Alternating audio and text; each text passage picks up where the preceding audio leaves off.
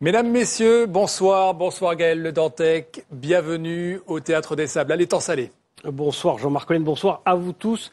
Troisième débat de cette campagne pour les élections législatives. Et ce soir, ce sont les candidats de la troisième circonscription qui vont débattre pendant 90 minutes. Un débat en direct, en public, comme chaque fois. Merci à vous tous qui nous avez rejoints ce soir dans cette très belle salle du Théâtre des Sables à l'Étang Salé. Et bonsoir à tous qui nous suivez sur Réunion Première, que ce soit en radio, en télévision, sur notre site internet ou encore sur Facebook Live. C'est un débat à 11 que nous vous proposons ce soir. 11 candidats dans cette troisième circonscription. Ils vont nous rejoindre à présent dans l'ordre fixé par le tirage au sort. Philippe Hoareau, il est le candidat de l'Union populaire et républicaine, le parti de François Asselineau. Professeur de musique, il était déjà sur la liste UPR aux élections européennes. Bonsoir Monsieur Hoareau. L'UPR n'a qu'un objectif affiché, le Frexit, la sortie de l'Europe. Visiblement, les Français n'en veulent pas. Moins d'1% ont voté pour François Asselineau à la présidentielle. Vous persistez? Nous persistons. Alors, effectivement, moins de 1% à l'élection présidentielle, à peu près 350 000 électeurs. On avait 185 000 électeurs aux anciennes régionales, donc un an et demi avant. On a doublé quasiment. Un éclairage médiatique de 15 jours.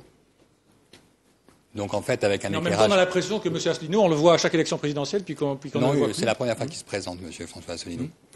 Mais là, ce que je voudrais dire, en fait, c'est que le mouvement de François Asselineau a fait surgir 574 candidats de mon acabit. C'est-à-dire des gens qui viennent, les anciens abstentionnistes, des gens qui viennent du peuple, qui n'ont jamais fait de politique, qui sont incapables de lutter contre ce genre d'invectives. Je ne suis pas avec ça, moi. Hein. Je vous dis tout de suite. Hein.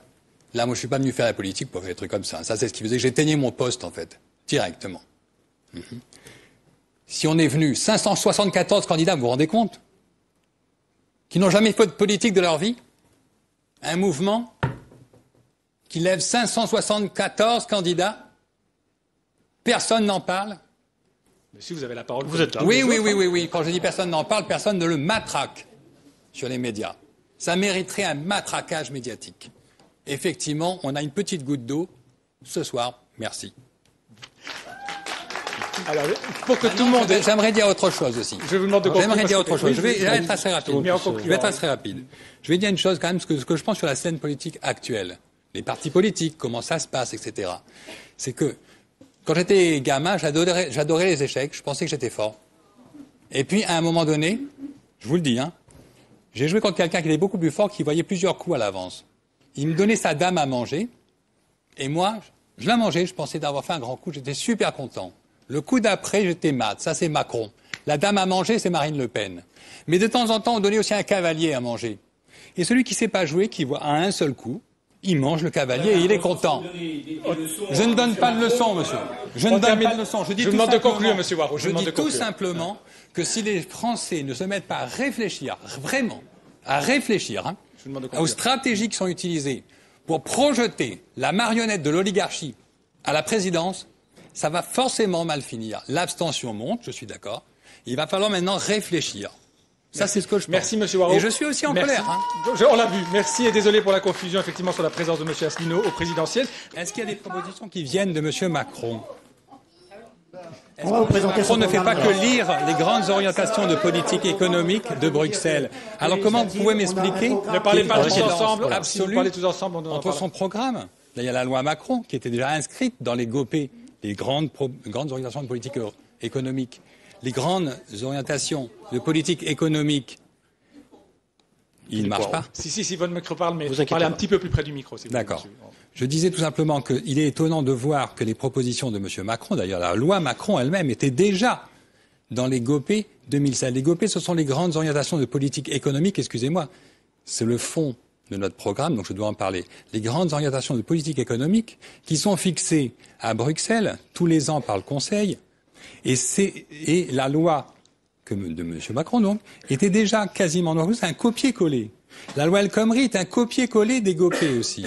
Et là, tout d'un coup, les grandes orientations de politique économique de Bruxelles, qui sont sorties il y a quelques jours, eh bien, comme par hasard, on retrouve les proposition de M. Macron. Alors la question que je pose, cette question, j'aimerais bien qu'on me donne une réponse, parce que c'est à cette question que j'aimerais comprendre. J'aimerais comprendre ce qui se passe. Comment se fait-il qu'il y ait une concordance absolue depuis plusieurs dizaines d'années entre les programmes que la France applique et les grandes orientations de politique économique qui sont décidées par Bruxelles? Est-ce que c'est une pure coïncidence? On parlera de l'Europe si on a le temps. Je voudrais avoir la réaction on était sur cette problématique, effectivement.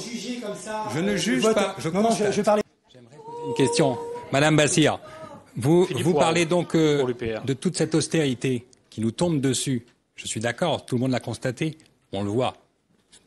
Mais vu que, monsieur le député, vous avez passé 5 ans donc à l'Assemblée, est-ce que vous pouvez me dire cette austérité en fait qui nous tombe dessus, en fait, qui découle directement du pacte de stabilité et de croissance qui a été adopté à Amsterdam en 1992, je crois.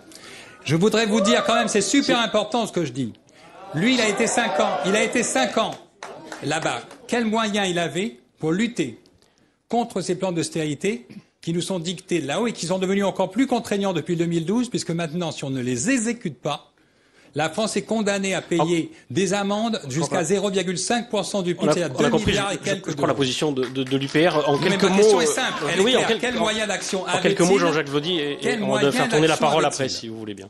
Moi, je dirais simplement... Une brève réponse de M. Vaudy sur l'interpellation sur la dictée des règles européennes. Alors, si je suis sans étiquette, cela fait sourire à quelques-uns parce qu'ils ne savent pas ce que ça veut dire. Alors, je leur dirais tout simplement... Je voulais bien répondre à la question de Philippe Poirot assez rapidement. Essayer de répondre à cette question. Je leur dirais tout simplement, je vais du moins essayer d'éclairer la compréhension de quelques-uns, de dire que certaines règles, effectivement, qui s'imposent à nous venant de l'Europe ne sont pas celles que je préfère, ni même celles que je soutiens. Et si je suis dans une position telle que celle-là, c'est que demain, quand on voudra nous les imposer par une voie législative, j'aurai la liberté non pas de suivre mon parti, mais de m'y opposer.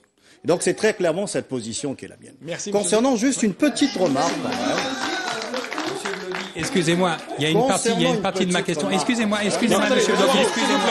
Philippe Poirot, s'il vous plaît. Philippe Poirot, non, monsieur Poirot, s'il vous plaît, il faut qu'on puisse passer. Non, s'il vous plaît, on va passer sinon on va passer tout. Alors, effectivement, on ne répondra absolument pas à la demande du public et qu'on parle. Je dois le dire. Non, monsieur Poirot, s'il vous plaît. Je viens de dire vous avez eu la parole. Maintenant, on va partager ce temps de parole. Monsieur Poirot, non, là, vous ne respectez pas la règle. S'il vous plaît. Vous ne respectez pas la règle, on doit partager le temps de parole. Philippe Poirot, c'est à vous pour votre conclusion. Moi, député, 1 minute. Si un député UPR arrive à l'Assemblée, nous voulons inscrire dans le débat les questions fondamentales suivantes. Avons-nous, oui ou non, intérêt à rester dans l'Union européenne? Et avons-nous, oui ou non, intérêt à rétablir une monnaie nationale? Pour ceux qui voudraient peser dans la balance de ces questions, nous partons du principe qu'il est stratégiquement irresponsable d'en faire l'amalgame avec des propos d'extrême droite et des propos d'extrême gauche. Nous mettons en garde les insoumis de droite et les insoumis de gauche contre l'inévitable division des forces sur ce sujet, qui ne fera in fine, à leur grand désespoir, que renforcer le système qu'ils combattent.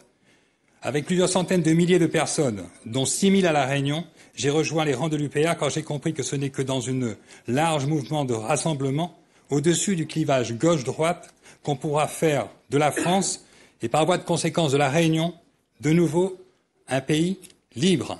Et je voudrais dire quelque chose en créole, puisque tout le monde a des petits mots en créole.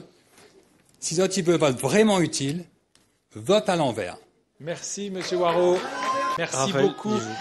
Ici s'achève ce débat. Merci, mesdames, messieurs, d'y avoir participé, même si ça a été parfois un petit peu difficile et mouvementé. Merci à vous qui nous avez suivis. Merci au public, même si lui aussi a été, disons, un peu turbulent ce soir. Merci aux équipes du Théâtre des Sables à l'Étang Salé, aux équipes de Réunion Première. On se retrouve déjà mardi prochain pour le prochain débat. On sera toujours ici dans le Théâtre des Sables à l'Étang Salé pour accueillir les 12 candidats de la 4e circonscription qui comporte notamment les villes de Saint-Pierre et de Saint-Joseph. Rendez-vous à 20h mardi. Et si vous voulez, si le public nous laisse terminer, si vous voulez participer à ce prochain débat, eh bien vous pouvez téléphoner ou écrire aux adresses qui s'affichent. Bonne soirée sur Réunion Première. Merci, bonsoir.